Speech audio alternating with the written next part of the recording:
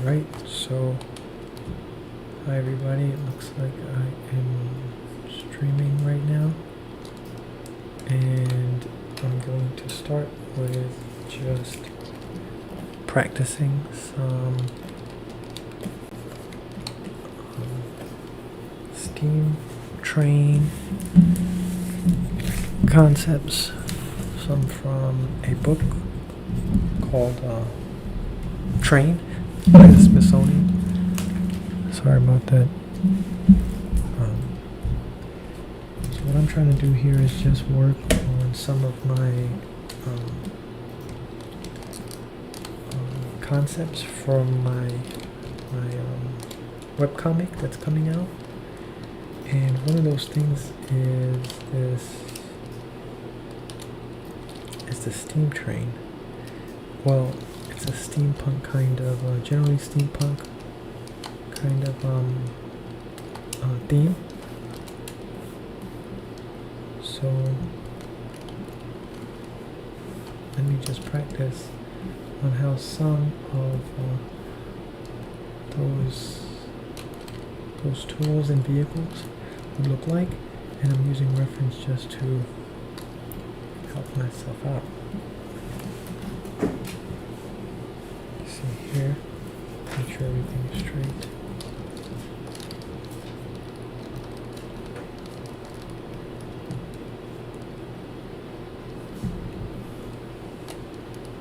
So let me get the large shapes first, and then I'll do all the smaller shapes. So I have a lot of cool brushes to use from Scott Robertson, Imad Awan, I think that was his last name, and of course Ahmed Oduri's awesome stuff. So let's just start with a hard round brush.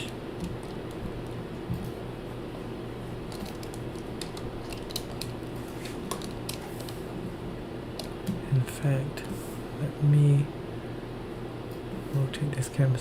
This is my first time streaming on YouTube, so there's going to be some a lot of me figuring out how everything works.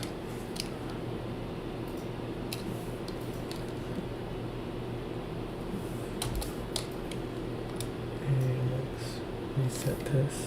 Okay, cool. Alright, so what I can do now is just paint this thing. So I'm just looking at the basic shapes. This is a train from B&O Atlantic from 1832, Baltimore and Ohio Railroad. It's from 1932. Now I don't have any sense of time right now. Well, when I do have a watch, whoops, that was me hitting my ceiling fan. Yeah. Okay, so I want to work on all my basic shapes first here in black and white. And some cool things about the trains are that they're really amazing. Like all these steam trains, especially the moving parts, you can get lost in them and learn a lot.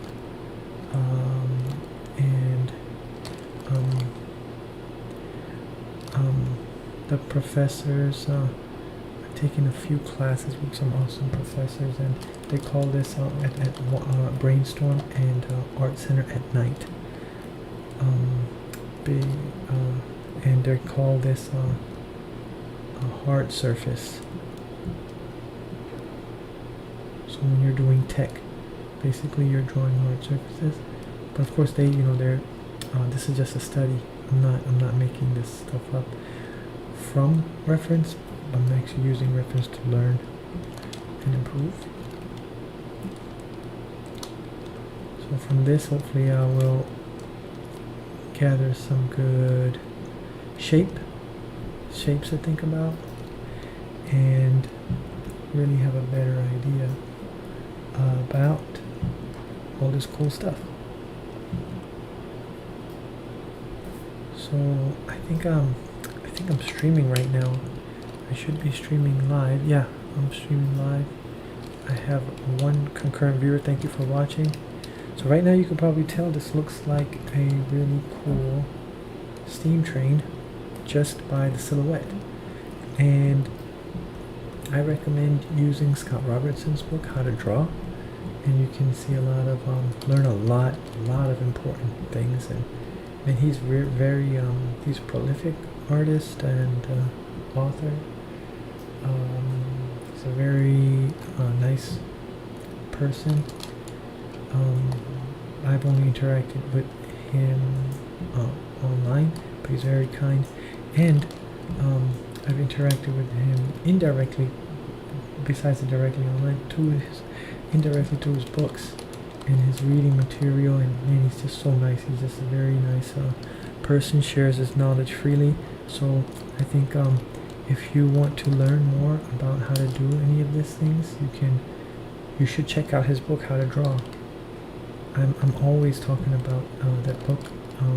It's my that book and Andrew Loomis's book, Figure Drawing for All Its Worth. They're like the two basic books, I think, for artists.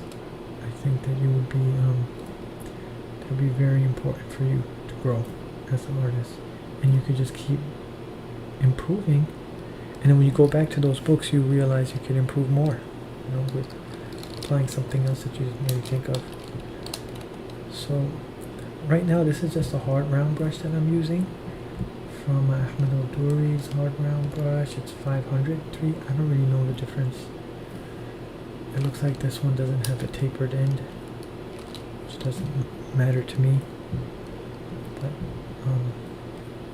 this is really fun to do. It's really fun just to do basic shapes in black and white. And if you like graphic novels or comics, this is a very cool style that you'll see often. It's really fantastic. To simplify something and still make it readable is what the Impressionists basically focused on. And the effects of light, like the simplest aspects of light that they could then use to communicate the subject that they're trying to represent. And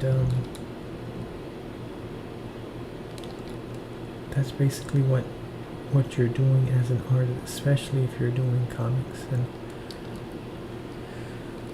things like that. So there's another great author that I've been reading his books on comic making and understanding comics, and it's Scott McCloud. So if you're also interested in comics and learning more, one of his books is from '96, but it's so relevant. It's still fantastic. I think it's 94, or maybe even 92. It's just such a fantastic book. And then he made another one on actually drawing comics and the tools of the trade and techniques and expressions, and his book on that drawing comics is so good. I've never seen any book describe expressions like he has, and I've just been basically on those pages most of the time.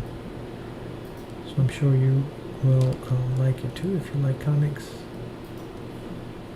These are some cool swirl patterns, but look at how cool this looks. I mean I'm not doing a great job, but if you think this looks cool, it's because the actual item, actual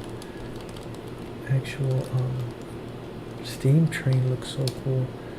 It's just so interesting. Oh man, it's pretty awesome to see these things.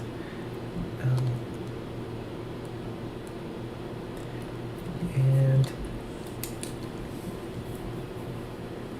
let me keep this up. It has so many interesting little pieces. So a cool idea to keep in mind is big, medium, small. And what is meant by that is, for instance, if you look at the body, right, you have a torso, right, and perhaps you have, or let's just look at one part of the body, like the arm. You have these big shapes for the arm, and then you have like a smaller shapes, and then you have even smaller shapes, the fingers, right? So this is basically big right here. This is basically big. Perhaps you can say this is medium, because it should not be as long as the upper arm. Upper arm should be a bit longer than this. So we can get away with calling this big, call this medium. This is big, this is medium, and this is small stuff. So that's a cool proportion that's used throughout the human body and animals and all the other stuff. But then when you look at well-designed and interestingly designed things, like you'll notice that big, medium, small stuff everywhere. And that's something I'm trying to improve on myself, noticing these things. And look at the small little bell, for instance. Look at the small little notch. Look at some of these small little bumps that you'll see that are breaking the silhouette. Look at this little pipes coming out this direction. Look at these small little railings and the small swirls. Those are all the small things. Sometimes we focus too much on one or the other, big, medium, small, one of those things, but we should focus on all of them. So don't forget one or the other is what I would like to say. So now with this, I will pick a one round brush with a more tapered end, and I could just start adding some basic indications of things, more small shapes if I wanted with the white.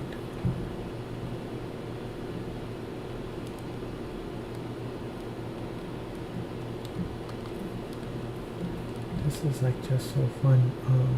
So this is just a study for me, but it's very fun. Oh, and it has a date here, 1832. A lot of these types of mechanical equipment will have lettering and stuff, and it says the name Baltimore. I shouldn't be doing the writing right now. Baltimore, and just because I should just be working on really cool stuff. But R and R Atlantic.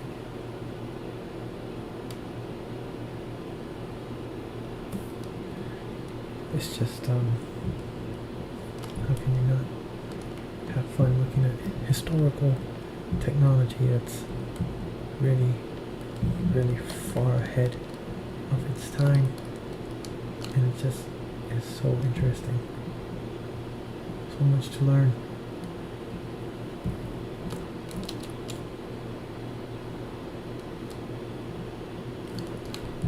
So again, I want to keep thinking big, medium, small, and or appreciating big, medium, small in these things that I'm drawing.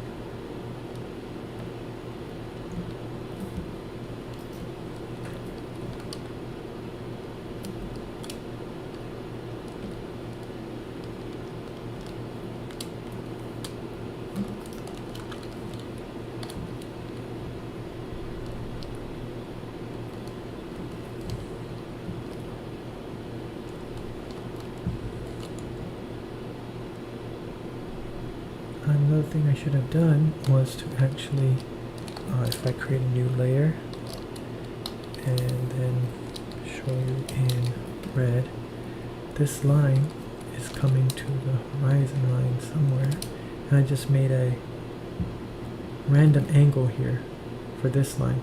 So basically these should connect at the horizon line. So this is an important line for us as picture makers. You have to have all your points come back to this line, and if they don't, you have a problem, because then you have an inconsistent drawing, and you want to avoid inconsistent drawings because they'll throw off all your hard work in making something look realistic. So let's try and avoid that. And you can see that this line is it's not straight, the horizon line, but that doesn't matter to me. Just that vanishing point is what really matters to me at the moment.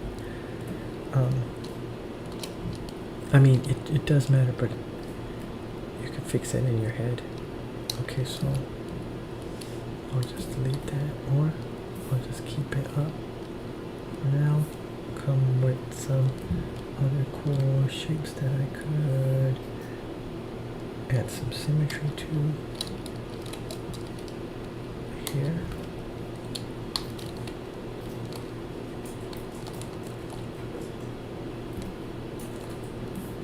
Just hold around. Huh, I wonder why it's so not good. Oh, I'm drawing on the wrong layer. That's never fun. So let me draw a beam also coming this direction and going to this finishing point right there. Okay, there you go. And now I am just taking this to a pretty interesting level. By that I mean I'm just trying to get the basics down. Light and dark communicate basic shapes, show some cool things that need to be shown, the small shapes and other cool things, little pieces of the bolts following the ellipses of this machine.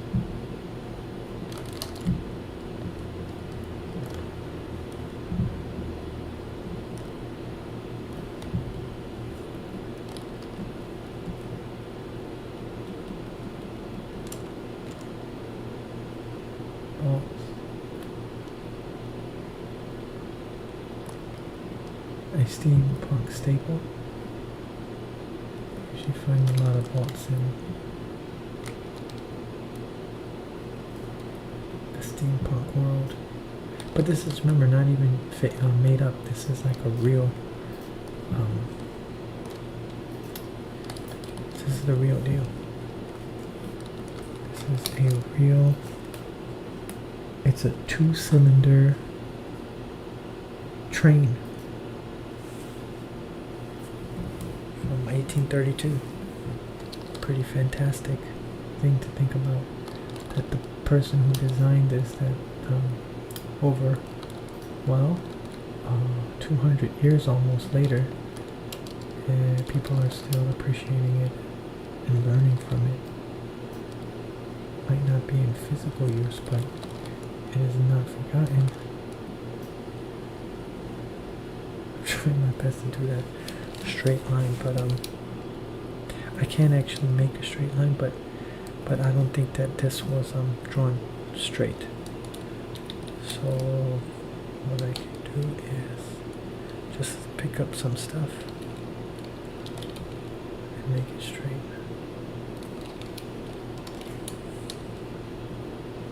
Okay, it should work better now.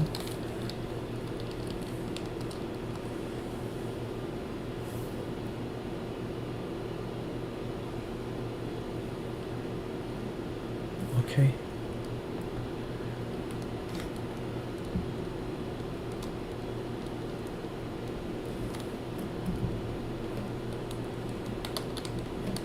Some more of these cool lines. Man, it's just like, what did each thing do? Right? Like, what did each of these pipes do? What was the purpose? How did this thing operate? and it's simple mechanisms. In terms, this is a boiler, and it is using steam to move a lever of some sort to produce work, which is it's going to cause the engine to turn these wheels, or a piston to move these wheels. And yeah, somehow that's what it's going to do. Very interesting, a basic concept, but very amazing technology to make those basic concepts work. It's just wonderful.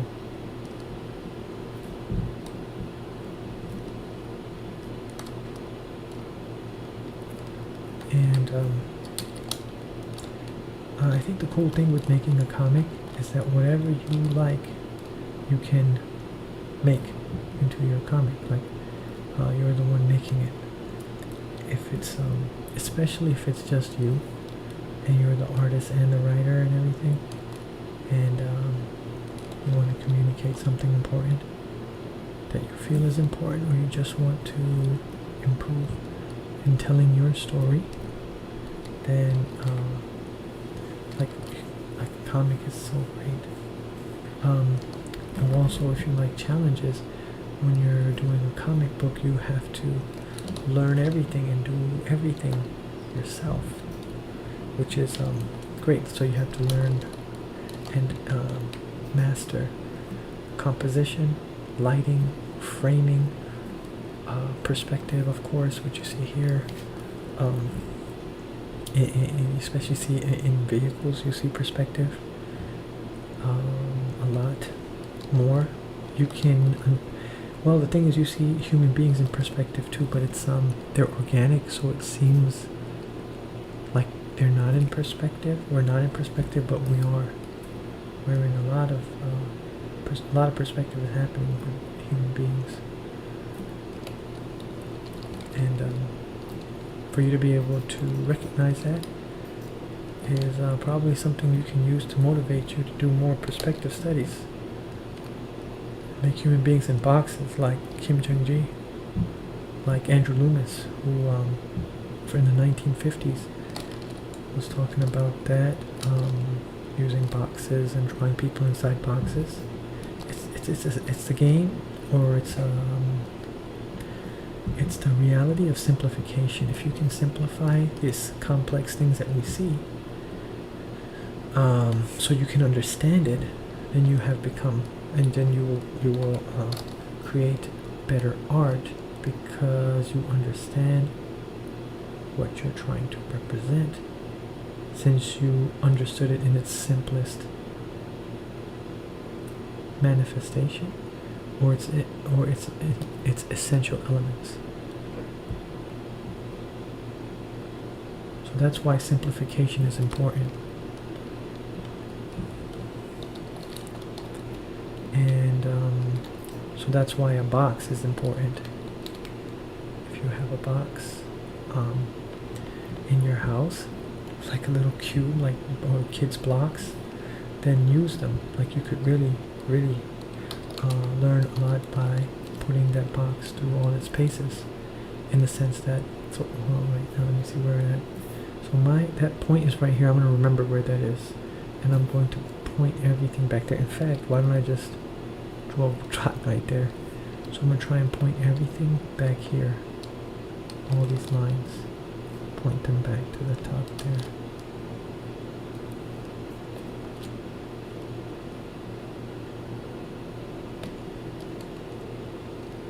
Okay. And these lines as well. This is actually a weird thing. It's some kind of a door or something. I'm not sure what this part is. A chain.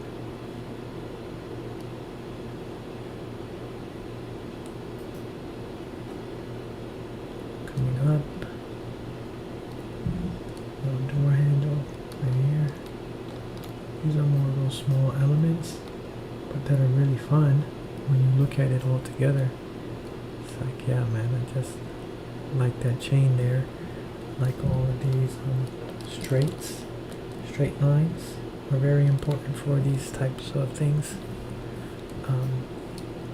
Since I'm making this, I might as well put this on train tracks.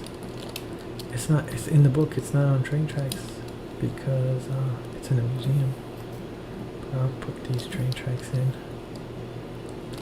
Actually, I believe this shot was taken higher, so these wheels in the back, perhaps they come here. I'm just trying to find the depth of the wheels in the back. Okay. Yeah, I normally don't use this straight line thing, but it's just faster. It's in fact, why don't I just not use it? So let's try to just do a straight line.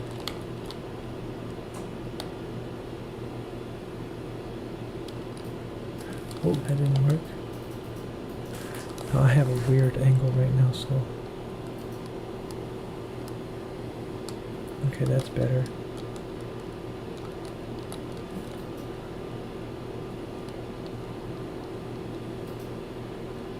Okay, it's getting there. Sometimes this weird phases are kind of cool.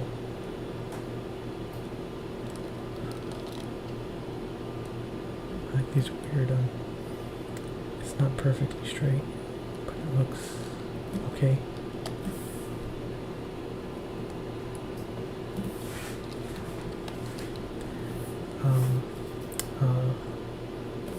A lot of artists like the lines that are a little bit weird and it has life, like Scott Robertson really likes that too. Now for the front one, maybe I'll just go over this and it'll look a little bit different too. Okay. And now if I had all of these lines for the railroad tracks, if they're all pointing to that same vanishing point, it's gonna look really good.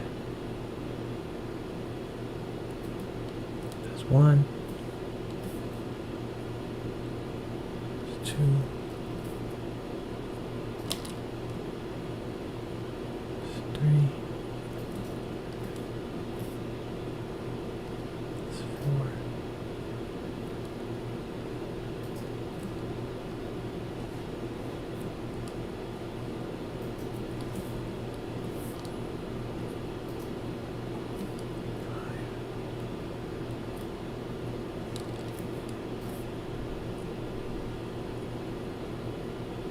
6.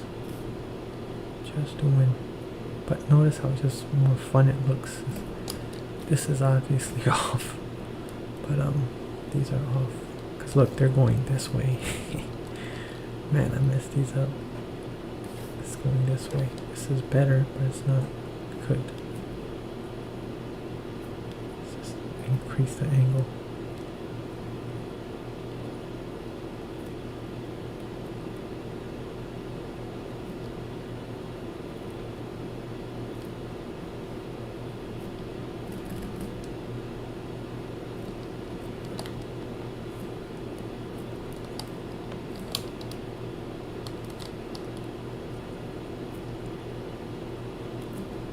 Add some dimension.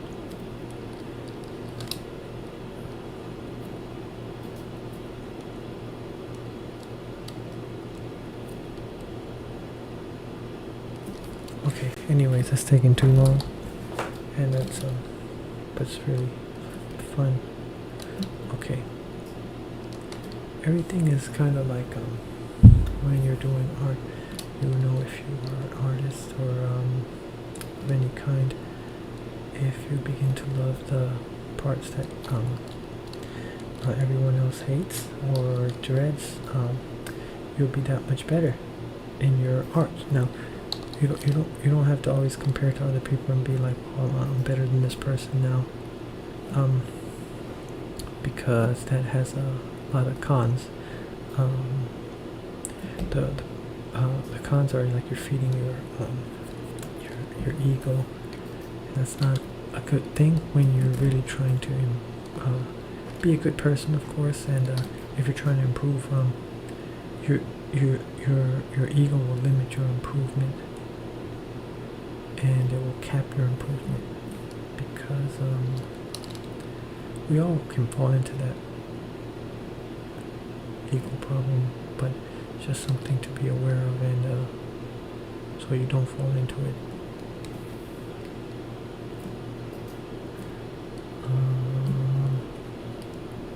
Yeah, anyways, but yeah, so the more you like this tedious kind of stuff, yeah, your art will improve more than what you had before, and because you're doing things other people are not, you really will be comparatively, because if you're working in the art industry, you have to compete with other artists, so in that sense, you will be better than other artists that don't love the kind of grueling parts and stuff that other artists, that most artists dislike it, and they will not be as good as you are. But it's really about yourself, though. Do you want to be the best that you can be, and can you be better than what you were before? So when you get good, you'll constantly be trying to improve, because you never became great at art just to be able to say you're better or as good as someone. You just want to you should just want to keep improving and becoming the best that you can be, and that's really true. It sounds like it's not, but it's true. You do want to be the best that you could be. Anyways, I'm losing some steam, pun intended, because I really like this. Working on this guy, the main guy that just got lost in train tracks, but it's really fun and exciting to be studying this stuff. It's just really cool. Let's draw some spokes in here from the wheel. Some right angles and rectangular forms, circular forms where they need to be. If it's white, then where the light will catch them, and where the form will block other white things, other light. Because when you're just working in black and white, it's very fun to simplify things this way, since you just have two tones, and it's a challenge. Like, what do you want to emphasize? What do you want to let go into the viewer's imagination? There's a lot of things you could do and emphasize and de-emphasize. And what do you think is the most important to communicating the forms that you're trying to communicate? And that abstraction, the skill to abstract like that, is a very amazing skill to have.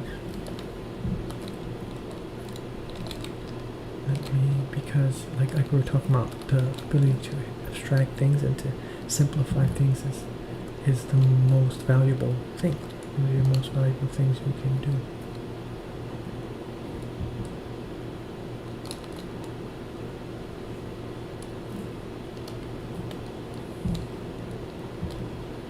Let's add some of these cool lines coming off the top. Seems like this is connected here to this lever.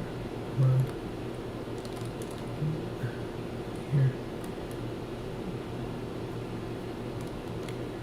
So many tiny pieces, like really, what did all these little things do? It's just cool. Cool to think about.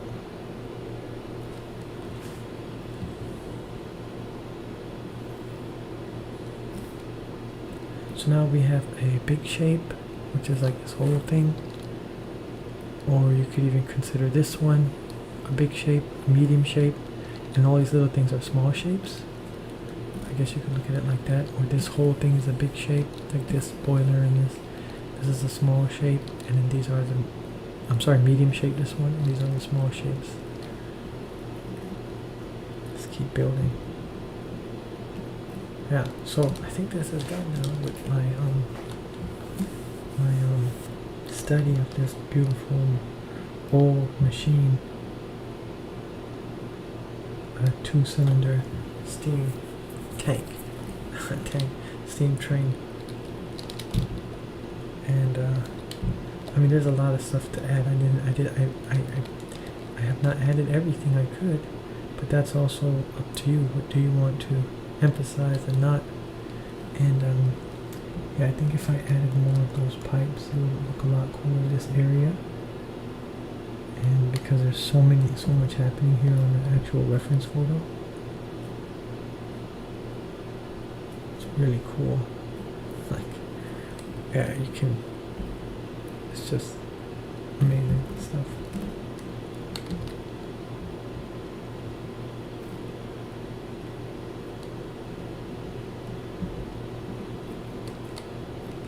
I think they call this now geeking out. People, when you do things that are like you're really passionate about, but other people would think it's not so cool. But remember, it's just about yourself, though, like and your growth, and for you to be better than you were the day before, and like a better person. Using your time wisely and productively, and that could come in many forms, in the forms of whatever your passions may be, in that you passions that you can use productively to help yourself and other people, and that's what, it doesn't matter how nerdy you are then. How nerdy your passions are. Now it's starting to become a more positive term, I think, because everybody really is passionate about something that interests them only. That's, well, how could you consider that just being a nerd? I mean, I understand how it is still used in a pejorative way, used as a pejorative, but it's a little, I believe it's a little baseless to some degree. Maybe it has some kind of basis.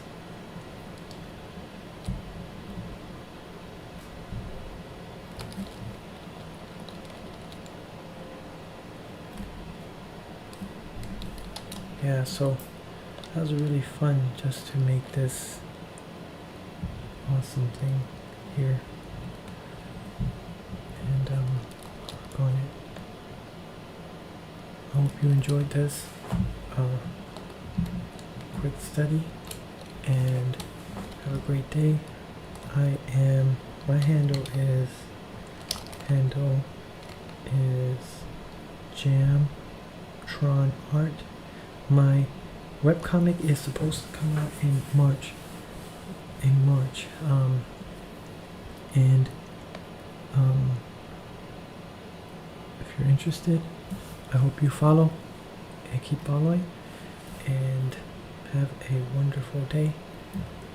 And you can see the development of my comic with all these videos, and you can go back into my YouTube account and see a bunch of other videos that have to do with my comic.